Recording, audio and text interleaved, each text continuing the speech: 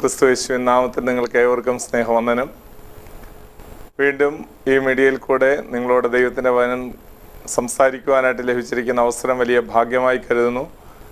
അതുപോലെ തന്നെ ഈ ദിവസങ്ങൾ തുടർച്ചയായി നിങ്ങൾ ഓരോരുത്തരും ദൈവത്തിൻ്റെ വചനം ഇങ്ങനെ ശ്രദ്ധിക്കുന്നതിൽ നിങ്ങളേവരോടും വളരെ നന്ദിയുണ്ട്, സന്തോഷമുണ്ട്. ഈ ദിവസങ്ങളിൽ ദൈവം നിങ്ങളെല്ലാവരെയും ധാരാളമായി അനുഗ്രഹിക്കട്ടെ നിങ്ങൾ പ്രാർത്ഥിക്കുന്നു. ഷാലും ടൈം എന്ന പ്രോഗ്രാമിൽ തുടർച്ചയായിട്ട് ധാരാളം പ്രേക്ഷകർ ഞങ്ങളെ വിളിച്ചത് അനുഗ്രഹമാണെന്ന് അറിയിക്കുമ്പോൾ വളരെ സന്തോഷം തോന്നുന്നു. നിശ്ചയമായും ദൈവത്തിൻ്റെ പ്രവൃത്തിയാണ്. എല്ലാ മഹത്വവും ദൈവ കുഞ്ഞാടിന് നൽകുന്നു.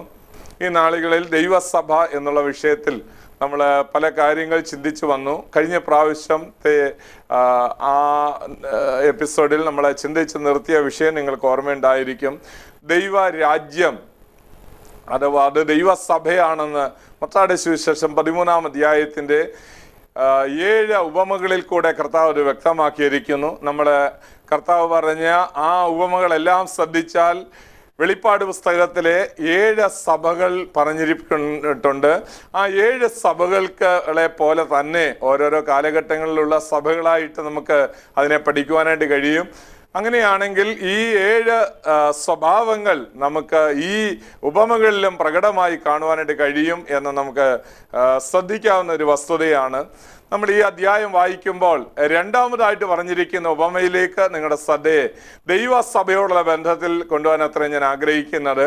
ഇവിടെ നമുക്ക് 24-ാം വാക്യം മുതൽ 30-ാം വാക്യം വരെയുള്ള വാക്യങ്ങളിൽ ദൈവസഭയെക്കുറിച്ച് പറഞ്ഞിരിക്കുന്ന രണ്ടാമത്തെ ഉപമ നമുക്ക് കാണുവാനായിട്ട് കഴിയും.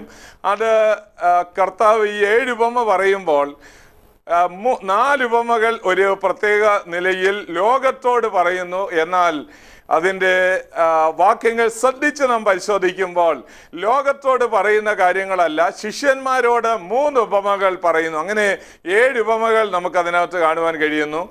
4 ഉപമകൾ ലോകത്തോട് പറയുന്നു, എന്നാൽ 3 ഉപമകൾ തൻ്റെ അനുഗമിച്ച ശിഷ്യന്മാരോട് പറയുന്നു. ഞാൻ കഴിഞ്ഞ പ്രാവശ്യം ഓർമ്മിപ്പിച്ചതുപോലെ അവർക്കത് ഗ്രഹിക്കുവാനായിട്ട് വരം ലഭിച്ചിരിക്കുന്നു എന്ന് കർത്താവ് പറയുകയുണ്ടായി. പലപ്പോഴും ലോകത്തിനത് ഗ്രഹിക്കുവാൻ വരമില്ലാതിരിക്കുമ്പോൾ അവനെ അനുഗമിക്കുന്ന ഒരു ദൈവവൈതലിന് ഇതൊക്കെ ഗ്രഹിക്കുവാനായിട്ടുള്ള വലിയ വരം ലഭിച്ചിരിക്കുന്നു. അതുകൊണ്ട് നമുക്ക് ഈ വിഷയത്തിലേക്ക് വരുമ്പോൾ ശിഷ്യന്മാരോട് പറഞ്ഞ ഭാഗങ്ങളെല്ലാം ശ്രദ്ധിക്കുമ്പോൾ അതിൻ്റെ 24-ാം വാക്യത്തിൽ പിന്നെയും അവൻ അവരോട് പറഞ്ഞത്, 31-ാം വാക്യത്തിൽ പിന്നെയും അവൻ അവരോട് പറഞ്ഞത്, 33-ാം വാക്യത്തിലേക്ക് വരുമ്പോഴും പിന്നെയും അവൻ അവരോട് പറഞ്ഞത് എന്ന് കാണുവാൻ കഴിയും. അതെല്ലാം വീട്ടിൽ വന്നിരിക്കുമ്പോൾ അവർക്ക് കാര്യങ്ങൾ വ്യാഖ്യാനിച്ചു കൊടുക്കുന്നതിനിടയിൽ പറഞ്ഞ ഉപമകളായിട്ട് നമുക്ക് പഠിക്കുവാനായിട്ട് കഴിയും. പബ്ലിക്കായിട്ട് പറഞ്ഞതും അതുപോലെ തന്നെ തൻ്റെ ശിഷ്യന്മാരോട് കൂടിയിരിക്കുമ്പോൾ അവരോട് പ്രൈവറ്റായിട്ട് അവരോട് പറഞ്ഞ കാര്യങ്ങൾ തമ്മിൽ വളരെ വ്യത്യാസമുള്ളത് നമുക്ക് കാണുവാനായിട്ട് കഴിയും. ഇവിടെ നമുക്ക് 37-ാം വാക്യത്തിലേക്ക് വരുമ്പോൾ ഇത് വിതയ്ക്കുന്നത് മനുഷ്യപുത്രനാണ് എന്ന് പറഞ്ഞിരിക്കുന്നു. അതിൽ നിന്ന് നമ്മൾ എന്താണ് മനസ്സിലാക്കുന്നത്? നല്ല വിത്ത് വിതയ്ക്കുന്നത് മനുഷ്യപുത്രനാണ്, അതായത് യേശുക്രിസ്തുവാണ് എന്ന് പറഞ്ഞിരിക്കുന്നു. ഇതിൽ നിന്ന് നമുക്ക് മനസ്സിലാക്കുവാൻ കഴിയുന്ന ഒരു വസ്തുത, ലോകത്തിൽ കർത്താവ് നല്ല വിത്ത് വിതച്ചിരിക്കുന്നു, എന്നാൽ അതോടുകൂടെ കളയും വളരുകയാണ്. ഈ ലോകമാണ് വയലെന്ന് നമുക്ക് ആ വാക്യങ്ങളിൽ കാണാൻ കഴിയുന്നുണ്ട്.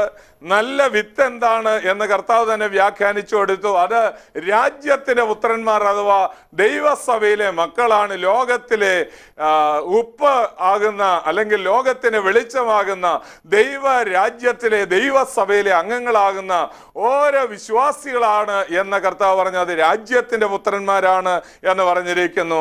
കള എന്താണ്? അത് ദുഷ്ടന്റെ പുത്രന്മാരാണ് എന്ന് പറഞ്ഞിരിക്കുന്നു. മാത്രമല്ല അത് വിതച്ചതാരാണ്? ശത്രുവാണ് വിതച്ചത് എന്ന് കർത്താവ് പറയുകയുണ്ടായി. കൊയ്ത്ത് എന്താണ് എന്ന് ആ അധ്യായത്തിൽ നമുക്ക് കാണാൻ കഴിയുന്നു. അഥവാ ഉപമയിൽ കർത്താവ് വ്യാഖ്യാനിച്ചു കൊടുത്തു.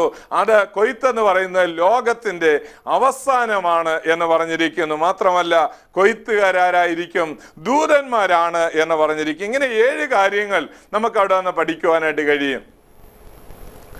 ലോകത്തിൻ്റെ ആരംഭം മുതൽ അവസാനം വരെയുള്ള കാര്യങ്ങൾ നമ്മൾ പരിശോധിക്കുമ്പോൾ ഈ ഒരു വ്യത്യാസം ലോകത്തിൽ നമുക്ക് കാണുവാൻ കഴിയും.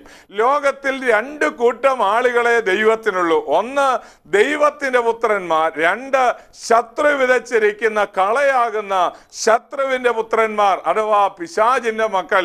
ലോകത്തിൽ ഈ രണ്ട് കൂട്ടം ആളുകളെ ലോകത്തിലുള്ളൂ. നമുക്ക് കർത്താവിൻ്റെ തൊട്ടു മുൻപേ ലോകത്തെ ഒരുക്കുവാനായി വന്ന യോഹന്നാൻ സ്നാപകൻ വിളിച്ചു പറഞ്ഞ ഒരു വാക്കുണ്ട്, സർപ്പസന്തതികളെ. അതിനെ തുടർന്ന് കർത്താവ് വിളിച്ചു പറയുകയുണ്ടായി, സർപ്പസന്തതികളെ എന്ന് വിളിക്കുകയുണ്ടായി. എന്നാണ് സർപ്പസന്തതികളെ എന്ന് വിളിക്കാൻ കാരണം? സർപ്പസന്തതികളെ എന്ന് വിളിക്കുവാൻ ചില കാരണങ്ങളുണ്ട്. ഒന്നാമതായിട്ട് സർപ്പത്തിന്റെ വാക്ക് കേട്ടവരാണ് മാനവജാതി മുഴുവൻ. ദൈവത്തിന്റെ വാക്ക് ആദാം അനുസരിച്ചില്ല. സർപ്പം പറഞ്ഞതായിരുന്നു അവൾക്ക് വിശ്വാസമായി മാറിയത്. സർപ്പം പറഞ്ഞതായിരുന്നു അവൾക്ക് കുറച്ചുകൂടെ അഭികാമ്യമായി മാറിയത്. ഇന്നും ദൈവം പറയുന്നത് കേൾക്കാതെ ശത്രു പറയുന്നതാണ് നിങ്ങൾ കേൾക്കുന്നതെങ്കിൽ നിങ്ങൾ ആരുടെ മകനാണ് മകളാണ് എന്നുള്ള കാര്യം ശോധന ചെയ്യണം. ശത്രുവിന്റെ അഥവാ സർപ്പത്തിന്റെ മക്കൾ എന്ന ദൈവം വിളിക്കുവാൻ കാരണം സർപ്പത്തിന്റെ വാക്കുകളായിരുന്നു നമ്മുടെ പൂർവ്വപിതാവായ ആദാം ഹൗവമാർ അനുസരിച്ചത് എന്നുള്ളത് കൊണ്ടാണ്. സർപ്പത്തിന് പല പ്രത്യേകതകളുണ്ട്. നമുക്കറിയാം, സർപ്പത്തെ സംബന്ധിച്ചിടത്തോളം സർപ്പത്തിന് അതിനെ ഒന്നും ആരും ചെയ്യുന്നില്ലെങ്കിൽ അത് വളരെ ശാന്തമായിട്ടിരിക്കും. എന്നാൽ സർപ്പത്തിന്റെ ശരീരത്തിലേക്ക് ഒരല്പം മണ്ണ് നുള്ളിയിടുകയോ അതിനെ എന്തെങ്കിലും നോവിപ്പിക്കുകയോ ചെയ്താൽ അത് പത്തിയെടുത്തുകൊണ്ട് ആളുകളെ കൊത്താനായിട്ട് വരും. ലോകത്തിലുള്ള മനുഷ്യരും ഇതുപോലെയാണ്. അവർക്ക് ശല്യമൊന്നും ചെയ്യുന്നില്ലെങ്കിൽ അവൾ വളരെ ശാന്തരായിട്ട് തോന്നും. എന്നാൽ അവരെ സ്പർശിക്കുന്ന എന്തെങ്കിലും ഒരു കാര്യം വന്നാൽ വളരെ കോപത്തോടെ ആക്രമിക്കാനായിട്ട് വരും. മാത്രമല്ല, സർപ്പത്തിന്റെ ഒരു പ്രത്യേകതയുണ്ട്. അത് എത്ര നേരെയുള്ള സ്ഥലമാണെങ്കിലും അത് വളഞ്ഞു വളഞ്ഞേ പോകത്തുള്ളൂ. ഇതുപോലെ തന്നെ മനുഷ്യരെ സംബന്ധിച്ചിടത്തോളം പലപ്പോഴും നേരെ പോകാനുള്ള നല്ല മാർഗങ്ങൾ ഉള്ളപ്പോൾ സർപ്പത്തിന്റെ സന്തതികളായതുകൊണ്ടാണ് പാപത്തിൽ ജീവിക്കുന്ന മനുഷ്യർ എല്ലായ്പ്പോഴും നിങ്ങൾ ശ്രദ്ധിച്ചാൽ വളഞ്ഞ വഴി അന്വേഷിക്കുന്നത്. മൂന്നാമതായി സർപ്പത്തിന്റെ മറ്റൊരു പ്രത്യേകതയുണ്ട്. സർപ്പത്തിനെ സംബന്ധിച്ചിടത്തോളം കാഴ്ചയും കേൾവിയും ഒരവയവത്തിൽ കൂടെയാണ്, അഥവാ അതിന്റെ കണ്ണിൽ കൂടെയാണ്. നമുക്കെല്ലാവർക്കും അറിയാം, ഒരേ സമയത്ത് അതിനെ കാണുവാനും ഒരേ സമയത്ത് കേൾക്കുവാനായിട്ടും കഴിയാത്തൊരു ജീവിയാണ്. ഇതുപോലെ മനുഷ്യരെ സംബന്ധിച്ചിടത്തോളം കാണേണ്ടത് കാണുകയില്ല, കേൾക്കേണ്ടത് കേൾക്കുകയില്ല. ആ അവസ്ഥയിലായിരിക്കുന്ന മനുഷ്യരെ ദൈവം വിളിക്കുന്നത് ശത്രു സർപ്പത്തിന്റെ സന്തതികളെ എന്നാണ്. ഇവിടെ നമുക്ക് ഈ വചനം വായിക്കുമ്പോൾ നമുക്ക് മനസ്സിലാക്കുവാനായിട്ട് കഴിയും, ലോകത്തിൽ രണ്ട് കൂട്ടം ആളുകൾ ഒരുപോലെ വളർന്നു വരുന്നു. ഒന്ന് ദൈവത്തിന്റെ മക്കൾ അഥവാ നല്ല വിത്ത് എന്ന് പറഞ്ഞിരിക്കുന്നു. രണ്ട് കള വളർന്നു വരുന്നു. ഇത് ആരാണ് ചെയ്തത് എന്ന് ചോദിക്കുന്നു. ശത്രു ചെയ്തതാകുന്നു എന്നവിടെ എഴുതിയിട്ടുണ്ട്. ശത്രു ചെയ്തതാണ്. ലോകത്തിൽ ഒരിക്കലും ദൈവം കള വിതച്ചിട്ടില്ല. തിന്മയുടെ ഒരു കാര്യവും ദൈവം ഇവിടെ വിതച്ചിട്ടില്ല. ഒരു രോഗത്തിന്റെ വിത്ത് കർത്താവിന്റെ കയ്യിലില്ല. നമ്മൾ ഓർക്കേണ്ട ഒരു കാര്യം, ലോകത്തിൽ ഒരു പാപത്തിന്റെയും വിത്ത് വിതയ്ക്കുവാൻ സൽഗുണനായ ദൈവത്തിന് സാധ്യമല്ല. ലോകത്തിൽ എന്തെല്ലാം തിന്മകളിൽ നിന്നുണ്ടോ അതെല്ലാം ശത്രു വിതച്ചതാണ്. ആ രോഗത്തിന്റെ വിത്ത് ശത്രുവിന്റെ കരങ്ങളിലാണ്. ദൈവത്തിന്റെ കയ്യിൽ ക്യാൻസറിന്റെ വിത്തില്ല. ദൈവത്തിന്റെ കയ്യിൽ ഹല്ലേലൂയ ഒരിക്കലും തിന്മയുടെ വിത്തുകളില്ല. ദൈവത്തിന്റെ കയ്യിൽ ഒരിക്കലും തിന്മയുടെ പ്രതികാരത്തിന്റെ വിത്ത് അവന്റെ കയ്യിലില്ല. എല്ലാം ശത്രു ചെയ്തതാണ് എന്ന് നമുക്ക് പഠിക്കുവാൻ കഴിയും. ഇതിൽ നമുക്ക് ശ്രദ്ധേയമായ കാര്യം, ലോകത്തിൽ രണ്ട് കൂട്ടം ആളുകൾ വളർന്നു വരുന്നു. നമുക്ക് 1 യോഹന്നാൻ 3-ാം അധ്യായത്തിലേക്ക് വരുമ്പോൾ അതിന്റെ 7-ാം വാക്യത്തിൽ എഴുതിയിട്ടുണ്ട്, കായീൻ ദുഷ്ടനിൽ നിന്നുള്ളവനായി എന്നെഴുതിയിട്ടുണ്ട്.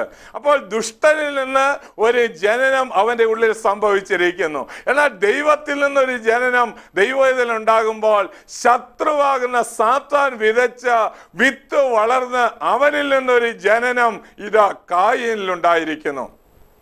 കായീനും വളരുന്നു, ഹാബേലും വളരുന്നു. എന്നാൽ കായീൻ സാത്താനിൽ നിന്നുള്ളവനായി അഥവാ പിശാചിന്റെ സന്തതിയായ ദുഷ്ടനിൽ നിന്നുള്ളവനായി ഹാബേൽ എന്ന പരമാർത്ഥിയായ ദൈവഭക്തനെ കൊന്നുകളയുമ്പോൾ നമ്മൾ ഓർക്കേണ്ടത് ഇവിടെ ഇതാ കള വളരുന്നു എന്ന് നമുക്ക് തോന്നിപ്പോകും. ദൈവത്തിന്റെ വചനം പറയുന്നു, ദുഷ്ടന്റെ യാഗം യഹോവയ്ക്ക് വെറുപ്പ് എന്ന് പറഞ്ഞിരിക്കുന്നു. അതുകൊണ്ട് സദൃശവാക്യങ്ങൾ 15-ാം അധ്യായത്തിന്റെ 8-ാം വാക്യത്തിൽ നമുക്ക് വായിക്കാൻ കഴിയുന്ന കായീന്റെ അല്ലെങ്കിൽ ദുഷ്ടന്റെ യാഗം യഹോവയ്ക്ക് വെറുപ്പാണ്. 1 യോഹന്നാൻ 3-ാം അധ്യായത്തിന്റെ 12-ാം വാക്യമാണ് ഞാൻ പറഞ്ഞത്. കായീൻ ദുഷ്ടനിൽ നിന്നുള്ളവനാണ്. നമ്മൾ ദൈവവചനം പരിശോധിക്കുമ്പോൾ ആദ്യം മുതൽ ഇത് തുടർന്നു വരുന്നത് കാണുവാനായിട്ട് കഴിയും. ആദിമ മനുഷ്യനായ ആദാം മുതൽ 7-ാമനായ ഹാനോക്കിനെ കുറിച്ച് യൂദയുടെ ലേഖനത്തിൽ നമുക്ക് കാണാൻ കഴിയുന്നു. അവൻ ആരായിരുന്നു? ഹാനോക്ക് ദൈവത്തോടു കൂടെ നടന്ന ദൈവഭക്തനായ മനുഷ്യനായിരുന്നു. ദൈവത്തോട് ചേർന്ന് അവൻ തന്റെ 60-ാമത്തെ വയസ്സിൽ തനിക്കൊരു മകനുണ്ടായി കഴിഞ്ഞപ്പോൾ അവൻ ഇതാ ദൈവത്തോട് ചേർന്ന് കരങ്ങൾ കോർത്ത് പിടിച്ച് ദൈവത്തോട് ചേർന്ന് നടന്നു. എന്നാൽ ഒരു നാളിൽ ദൈവം അവനെ എടുത്തുകൊണ്ടതിനാൽ കാണാതെയാകുവാനിടയായി തീർന്നു. എന്നെ കേട്ടുകൊണ്ടിരിക്കുന്ന അല്ലയോ സഹോദര, നീ ഇപ്പോൾ ദൈവത്തോട് ചേർന്ന് കരം പിടിച്ച് നടക്കുന്ന ഒരാളാണെങ്കിൽ ദൈവത്തിന്റെ വചനം പറയുന്നു, 2 പേർ തമ്മിൽ ഒത്തിട്ടല്ലാതെ എങ്ങനെ നടക്കാൻ കഴിയും? ഒന്നിച്ച് നടക്കണം, ഒന്നിച്ച് കരം പിടിച്ച് നടക്കണം. അങ്ങനെ നടക്കുന്നവരെ ദൈവത്തിന്റെ വചനം പറയുന്നു ദൈവം അവനെ എടുത്തുകൊണ്ടതിനാൽ കാണാതെയായി. ഈ നാളുകളിൽ ഒന്നിൽ ആമേൻ ദൈവ കർത്താവ് വരും, അപ്പോൾ നിങ്ങളെ കാണാതെയാകും. യേശുവിനോട് കൂടെ നടക്കുന്ന ഒരു അനുഭവം എത്ര വലിയ അനുഗ്രഹമാണ്, സന്തോഷമാണ്.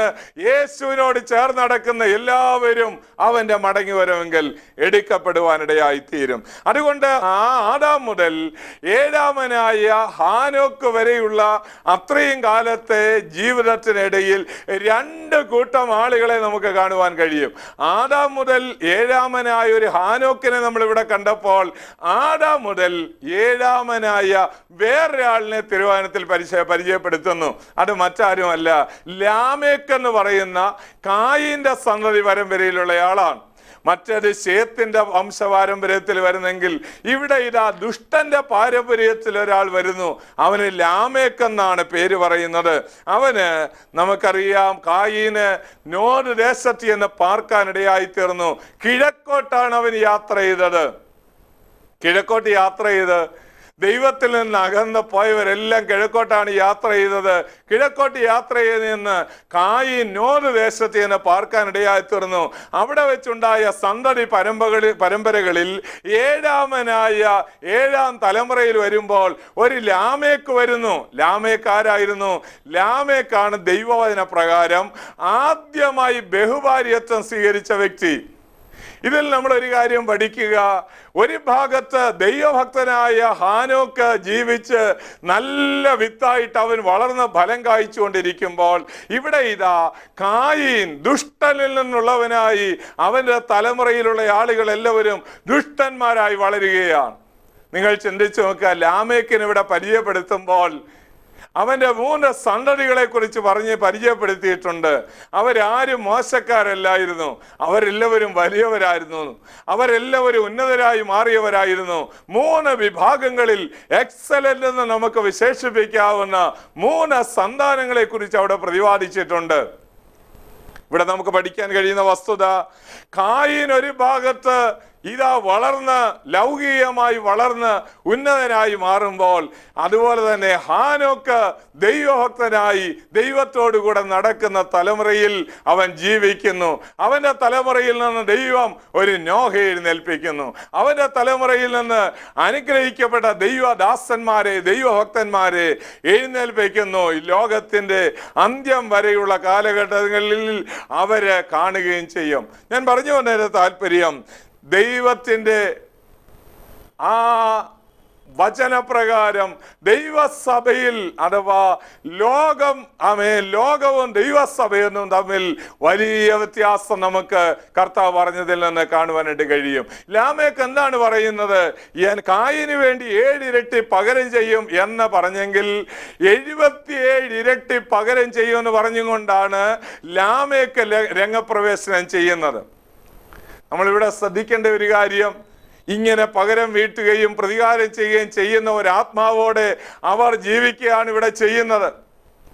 എന്നാൽ അവന്റെ തലമുറയിൽ ഇതാ ഒരു 2 ഭാര്യമാരെ അവൻ എടുക്കുന്നു. ഒന്ന് ആദായാണ്, 2 സില്ലയാണ്. നമുക്കറിയാം ആ പേരിന്റെ അർത്ഥം തന്നെ. ആദാ എന്ന് പറഞ്ഞാൽ ബ്യൂട്ടി എന്നാണ്, സില്ല എന്ന് പറഞ്ഞാൽ ട്വിങ്കിൾ അഥവാ ഇങ്ങനെ മിന്നുന്നത് എന്നാണ്. നമുക്ക് അവരിൽ 3 മക്കൾ അവർക്ക് ഉണ്ടാകുന്നതായിട്ട് കാണുവാനായിട്ട് കഴിയും. ലാമേക്കിന് 3 മക്കളുണ്ടായിരുന്നു. യാബാൽ എന്നായിരുന്നു ഒരുത്തൻ്റെ പേര്. രണ്ടാമതായിട്ട് യൂബാൽ എന്നായിരുന്നു. മൂന്നാമതായിട്ട് തൂബൽ കയീൻ എന്ന് പറയുന്ന 3ാമത്തെ മകൻ. ഈ തലമുറയെല്ലാം ശ്രദ്ധിച്ചാൽ ആദ്യത്തെ അവൻ കൂടാരം ഉണ്ടാക്കുന്ന, അല്ലെങ്കിൽ കൂടാരം ചമയ്ക്കുവാനായി, അതുപോലെ തന്നെ പശുപാലകർക്ക് പിതാവായിട്ട് അവൻ കാണുവാനായിട്ട് കഴിയുന്നു. രണ്ടാമതായിട്ട് യൂബാലിനെ സംബന്ധിച്ചിടത്തോളം മ്യൂസീഷ്യനായിരുന്നു, അഥവാ മ്യൂസിക്കുമായിട്ട് ബന്ധപ്പെട്ട എല്ലാ കാര്യങ്ങളിലും അവന്റെ തലമുറയിൽ ഏറ്റവും അഗ്രഗണ്യനായി മാറി.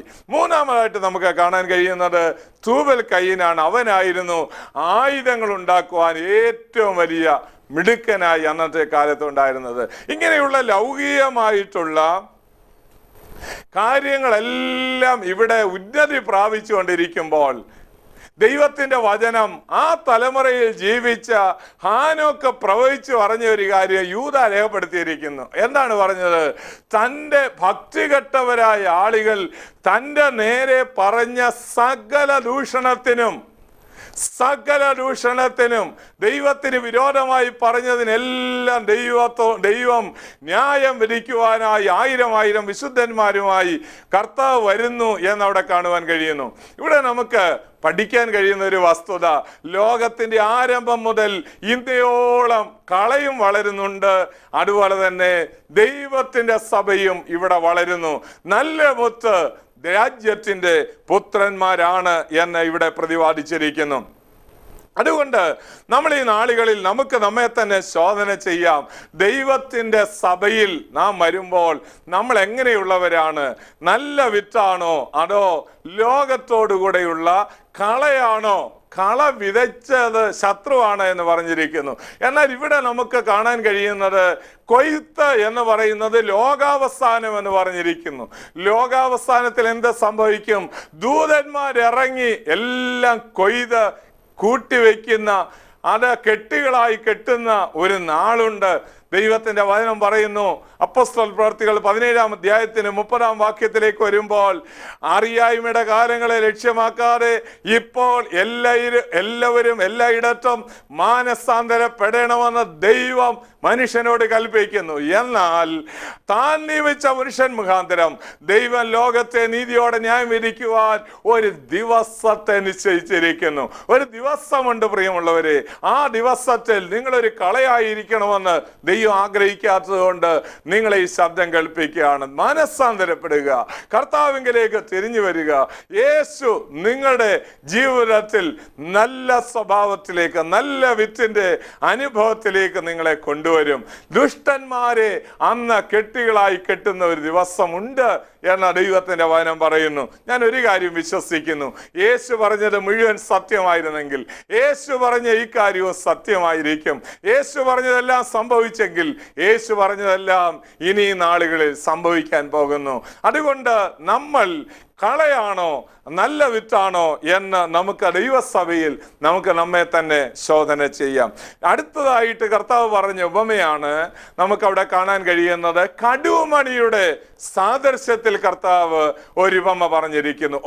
രണ്ടാമതായിട്ട് നമ്മൾ ചിന്തിച്ചത്, ഇവിടെ ഇതാ ശത്രു വിതച്ച കളയുള്ള ഒരു വയലിനെ കുറിച്ച് നമ്മൾ ചിന്തിച്ചു. അത് ദൈവസഭയിൽ ഉള്ള ലോകത്തിലുള്ള ദൈവസഭ നല്ല വിത്തുള്ള, അല്ലെങ്കിൽ നല്ല ഫലം കൊടുക്കുന്ന ഒരു കൂട്ടം ആളുകളാണ് എന്ന് നമ്മൾ ചിന്തിച്ചു. അടുത്തായിട്ട് നമുക്ക് കർത്താവ് പറഞ്ഞു 31-ാം വാക്യം മുതൽ 33-ാം വാക്യം വരെയുള്ള വാക്യങ്ങളിൽ കാണാൻ കഴിയുന്നുണ്ട് മസ്റ്റാർഡ് സീഡിനെ കുറിച്ച്, അഥവാ കടുകുമണിയെ കുറിച്ച് അവിടെ പറഞ്ഞിരിക്കുന്നു. കടുകുമണിയെ കുറിച്ച് ചിന്തിക്കുമ്പോൾ എല്ലാ സമയവും നമ്മൾ ഓർത്തിരിക്കേണ്ടത്, അതിൻ്റെ ആ പ്രാധാന്യം എന്ന് പറയുന്ന അതിൻ്റെ സ്മോൾനെസ് ആണ്, അഥവാ അതിൻ്റെ ആ ചെറുപ്പത്തെയാണ്. ഏറ്റവും ചെറിയതായിട്ടുള്ള ഒരു സീഡായിട്ടാണ് നമുക്ക് കടുകുമണിയെ കാണാൻ കഴിയുന്നത്. വളരെ ചെറിയ ഒരു സീഡാണ്. ഇവിടെ ഇതാ കടുകുമണിയെ കർത്താവ് ദൈവസഭയായി ചിത്രീകരിച്ചിരിക്കുന്നു. മർക്കോസിന്റെ ശേഷം 4-ാം അധ്യായത്തിന് 31-ാം വാക്യം, അതുപോലെ തന്നെ 13-ാം അധ്യായത്തിന്റെ 19-ാം വാക്യം, അതുപോലെ തന്നെ കടുകുമണിയോളം വിശ്വാസം എന്ന് പറഞ്ഞ് കർത്താവ് 17-ാം അധ്യായത്തിന് മത്തായിയുടെ സുവിശേഷം 17-ാം അധ്യായത്തിന്റെ 6-ാം വാക്യം, ഈ വാക്യങ്ങളിലെല്ലാം പറഞ്ഞിരിക്കുന്നത് നമുക്ക് കാണുവാനായിട്ട് കഴിയും. സാധാരണയായിട്ട് അന്നുണ്ടായിരുന്ന റബിമാരെല്ലാവരും ഇങ്ങനെയുള്ള ചെറിയ ചെറിയ സാധനങ്ങൾ കൈവച്ചും കൊണ്ട് അവർ വലിയ സത്യങ്ങൾ പറയുമായിരുന്നു. ഇതുപോലെ തന്നെ കർത്താവ് ഈ കടുകുമണിയെ സാദൃശ്യപ്പെടുത്തിക്കൊണ്ട് ഒരു വലിയ സത്യം വിളംബരം ചെയ്തു. ദൈവസഭ എന്ന് പറയുന്നത് എങ്ങനെയായിരിക്കണം? അത് ചെറിയതാണ്, വളരെ ചെറിയതാണ്. ലോകവുമായിട്ട് കമ്പയർ ചെയ്യുമ്പോൾ അത് വളരെ ചെറിയതായിരിക്കും. ലോകത്തിലെമ്പാടുമുള്ള യഥാർത്ഥത്തിലുള്ള ദൈവസഭയെ ശ്രദ്ധിക്കുമ്പോൾ, കർത്താവിന്റെ ശരീരമാകുന്ന ദൈവസഭയെ ശ്രദ്ധിക്കുമ്പോൾ അത് വളരെ ലോകവുമായിട്ട് കമ്പയർ ചെയ്യുമ്പോൾ ചെറിയതാണ് എന്ന് കാണുവാനായിട്ട് കഴിയും. എന്നാൽ കർത്താവ് ഇത് പറയുമ്പോൾ ഒരു പ്രവചന ആത്മാവിൽ കൂടെയാണ് കർത്താവ് ഉപമ പറഞ്ഞിരിക്കുന്നതെന്ന് കാണുവാൻ കഴിയും. നമ്മൾ ഈ ഉപമയിൽ ചെറിയതായ കടുകുമണിയെ കുറിച്ച് കർത്താവ് പറഞ്ഞപ്പോൾ നമുക്കിവിടെ പഠിക്കാൻ കഴിയുന്നു, കർത്താവ് ചെറിയ ആ കടുകുമണിയെ അതൊരു വലിയ വൃക്ഷമായി മാറും എന്ന് കർത്താവ് രൂപേണ പറയുകയുണ്ടായി. എന്താണ് പറഞ്ഞതിന്റെ അർത്ഥം? ചെറിയൊരു കടുകുമണി വളർന്നാൽ അതൊരു ചെറിയ ഒരു ചെടിയാണ്. അത് ധാരാളം വളർന്ന് വലിയൊരു വൃക്ഷമാകുകയില്ല. എന്നാൽ ആ ചെറിയ കടുകുമണിയായിരിക്കുന്നത് ഇവിടെ ഇത് വളർന്ന് വലിയ വൃക്ഷമായി മാറിയിരിക്കുന്നു. പക്ഷികൾ അതിൻ്റെ കൊമ്പുകളിൽ കൂടുകൂട്ടിയതായിട്ട് വായിക്കാൻ കഴിയുന്നു. ഇന്നുള്ള ദൈവസഭ അല്ലെങ്കിൽ ലോകത്തിൽ പേരുകൊണ്ട് അറിയപ്പെടുന്ന ദൈവസഭയെ കണ്ടുകൊണ്ട് പ്രവചനാത്മാവിൽ കർത്താവ് പറയായിരുന്നു, ഇതിൻ്റെ അഭൂതപൂർവമായിട്ടുള്ള ഒരു വളർച്ച അല്ലെങ്കിൽ ഒരു റാപ്പിഡ് ഗ്രോത്ത് എന്ന് പറയുന്നത് ഒരിക്കലും ദൈവം ആഗ്രഹിക്കുന്ന കാര്യമല്ല. പിന്നെയോ അവരെങ്ങനെയായിരുന്നു? ആദിമസഭ അവർ വീടാന്തോറും കൂടുകയും എല്ലാ സർവ്വജനത്തിൻ്റെയും കൃപ അനുഭവിക്കുകയും ചെയ്ത ചെറിയ കൂട്ടങ്ങളായി അവിടങ്ങളിൽ വളർന്നതായിരുന്നു. ചെറിയ കൂട്ടങ്ങളെയാണ് ദൈവസഭയായി ദൈവവചനത്തിൽ ചിത്രീകരിച്ചിരിക്കുന്നത്. എന്നാൽ നമുക്കറിയാം, കടുക് പക്ഷികൾ തിന്നുകളയുന്നതാണ്. പക്ഷികളെ ദൈവവചന പ്രകാരം സാത്താനായിട്ട് പഠിപ്പിച്ചിരിക്കുന്നു. പക്ഷികൾ സാത്താനായിട്ടാണ് പറഞ്ഞിരിക്കുന്നത്. ദൈവരാജ്യത്തെ അഥവാ ഇങ്ങനെയുള്ള ഈ സീഡിനെ മുഴുവൻ തിന്നുകളയുന്ന സാത്താൻ ഇതാ കൂടുകെട്ടത്തക്കവണ്ണം വലിയ വൃക്ഷമായി ഈ സഭകൾ വളർന്നിരിക്കുന്നു. അങ്ങനെയുള്ള ഒരു സഭ ദൈവത്തിന്റെ സഭയല്ല എന്നുള്ള കാര്യം നമ്മൾ ഓർക്കണം. അതുകൊണ്ട് അവിടങ്ങളിൽ ദൈവത്തിന്റെ സന്നിധിയിൽ കൂടി വരുന്ന ദൈവമക്കളെയാണ് ദൈവം ഈ നാളുകളിൽ ആഗ്രഹിക്കുന്നത്. അതുകൊണ്ട് ദൈവസഭയിലെ അംഗങ്ങളായിരിക്കുമ്പോൾ നമ്മൾ ലോകത്തിലേക്ക് ഏറ്റവും വലിയ സഭയിലെ അംഗമാണ് ഞാനെന്ന് പറഞ്ഞ് അഭിമാനിക്കുന്നതിൽ യാതൊരു അർത്ഥവുമില്ല. സാത്താൻ അവിടെ കൂടുകെട്ടിയിരിക്കുന്നു. ആത്മാവിലെ പ്രകാശനമുള്ള എല്ലാവർക്കും അറിയാം, സാത്താൻ അതിന് മുകളിൽ കൂടുകെട്ടി കഴിഞ്ഞിരിക്കുന്നു. എന്നാൽ എവിടെയാണ് കർത്താവ് വരുന്നത്? 2-3 പേർ കർത്താവിന്റെ നാമത്തിൽ കൂടി വരുന്നിടത്തൊക്കെയും അവിടുന്ന് വരാമെന്ന് പറഞ്ഞിട്ടുണ്ട്. ആദിമ സഭയെ നമ്മൾ ശ്രദ്ധിക്കുമ്പോൾ അവരോട് കർത്താവ് പറഞ്ഞു, നിങ്ങൾ യെരൂശലേമിൽ നിന്ന് വാങ്ങിപ്പോകാതെ എന്നോട് കേട്ട പിതാവിന്റെ വാഗ്ദത്തത്തിനായി നിങ്ങൾ കാത്തിരിക്കണം. Do not leave Jerusalem എന്ന് പറയുകയുണ്ടായി. നിങ്ങൾ യെരൂശലേമിൽ നിന്ന് വാങ്ങിപ്പോകരുത്. അപ്പോസ്തല പ്രവൃത്തികൾ 1-ാം വാക്യത്തിൽ നമുക്കത് കാണുവാൻ കഴിയുന്നു. മാത്രമല്ല അവരോട് പറഞ്ഞു, you receive power when the Holy Spirit comes on you, then you will be my witness in Jerusalem എന്ന് പറഞ്ഞിരിക്കുന്നു. നിങ്ങൾ എൻ്റെ ശക്തി അങ്ങോട്ട് പ്രാപിച്ചു കഴിയുമ്പോൾ, പരിശുദ്ധാത്മാവിൻ്റെ ആ ശക്തി അങ്ങോട്ട് പ്രാപിച്ചു കഴിയുമ്പോൾ നിങ്ങൾ ആ യെരുസലേമിൽ എൻ്റെ സാക്ഷികളാകും, യഹൂദിയിൽ എൻ്റെ സാക്ഷികളാകും, ഭൂമിയുടെ അറ്റത്തോളം എൻ്റെ സാക്ഷികളാകും എന്ന് കർത്താവ് പറയുകയുണ്ടായി. അപ്പോൾ അങ്ങനെയാണെങ്കിൽ ശക്തി പ്രാപിച്ചവരുടെ കൂട്ടമാണ് ദൈവസഭ. അവരെല്ലാവരും കൂടി വരുമ്പോൾ എന്തൊരു വലിയ ശക്തിയായിരുന്നു. നമ്മൾ അപ്പോസ്തല പ്രവൃത്തികൾ വായിക്കാൻ കഴിയുന്നുണ്ട്. ആ ചെറിയ കൂട്ടമാണെങ്കിലും അവർക്ക് വലിയ ശക്തിയായിരുന്നു. ചെറിയൊരു കടുകുമണിയാണെങ്കിലും അവർക്ക് വലിയ സ്വാധീനം ഈ ചുറ്റുപാടും കൊടുക്കാനായിട്ട് കഴിഞ്ഞിരുന്നു. 4-ാം അധ്യായത്തിലേക്ക് വരുമ്പോൾ അപ്പോസ്തല പ്രവൃത്തികൾ 4-ാം അധ്യായത്തിന് 33 മുതലുള്ള വാക്യങ്ങൾ വായിക്കുമ്പോൾ അവിടെ നമുക്ക് കാണുവാനായിട്ട് കഴിയുന്നുണ്ട്.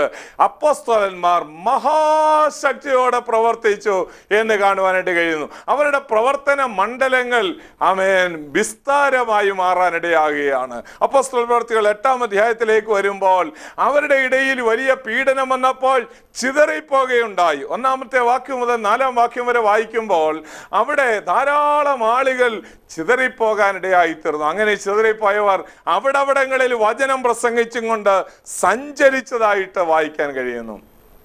പ്രിയമുള്ളവരെ, അതുകൊണ്ട് ദൈവരാജ്യം എന്ന് പറയുന്നത്, ദൈവസഭ എന്ന് പറയുന്നത് ഏതെങ്കിലും ഒരു സ്ഥലത്ത് എല്ലാവരും കൂടെ കൂടി വലിയതായി കൂടിയിരിക്കുന്നതല്ല ദൈവസഭ. പിന്നെയോ കടുകായി ചെറിയ ചെറിയ മണികളായി വളരുന്ന ധാരാളം സ്ഥലങ്ങളിലുള്ള ചെറിയ ചെറിയ കൂട്ടങ്ങളുടെ വലിയ ഒരു സമൂഹമാണ് യഥാർത്ഥത്തിലുള്ള ദൈവസഭ എന്ന് കർത്താവ് പറഞ്ഞു പഠിപ്പിക്കുകയുണ്ടായി.